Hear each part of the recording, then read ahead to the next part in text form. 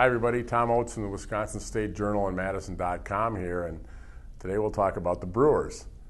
The Brewers starting pitching still stinks, but surprisingly, they've become a little more competitive because their hitters have started to warm up.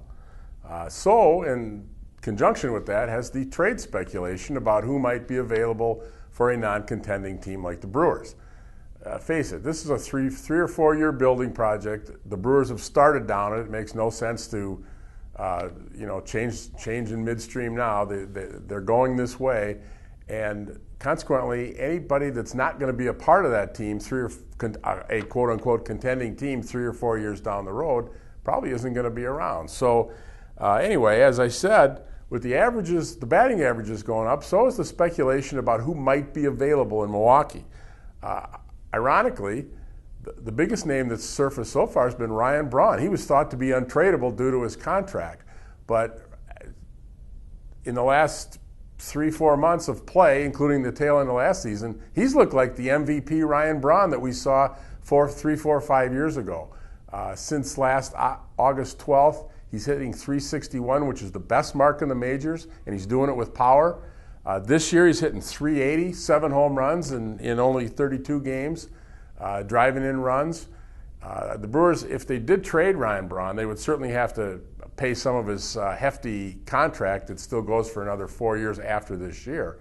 But all of a sudden, as good as Ryan Braun's played, and with the injuries seemingly behind him, he's become somewhat attractive as a trade piece. Jonathan Lucroy, Ryan Braun's 32. He's not going to be around. He's not going to be at the peak of his powers in 3 or 4 years in 2018 or 19 if the Brewers are good at that point. Somewhat similar thing with Jonathan Lucroy. He really played really well this year. He's hitting, I think, .313 as we speak, with a high on-base percentage, catching really well, throwing runners out. Just a terrific player. You'd hate to lose a guy like him, but he's 29 years old. His contract only runs through 2017. He's already said he wants to leave or he wants to be on a contending team. So Jonathan Lucroy's value has gone up. Surprisingly, Chris Carter, he's 29. Is he going to be here in Milwaukee in 2018, 19? He's hit the ball really well. Hit for power, 10 home runs as we speak.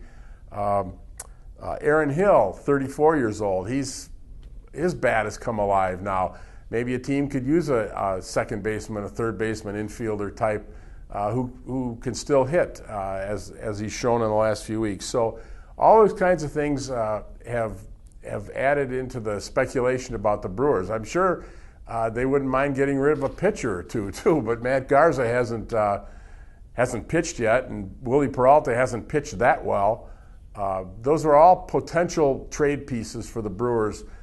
Really, the only starting pitcher that's pitched well enough for the Brewers to trade is Jimmy Nelson, and Jimmy Nelson's not going anywhere. He's part of the solution. In conclusion, let me just say, this is what we signed on for. If we need reinforcement, and if we need reinforcement that a teardown and a long-term rebuild is the right way to go, all you have to do is watch the Chicago Cubs when they come to town next week.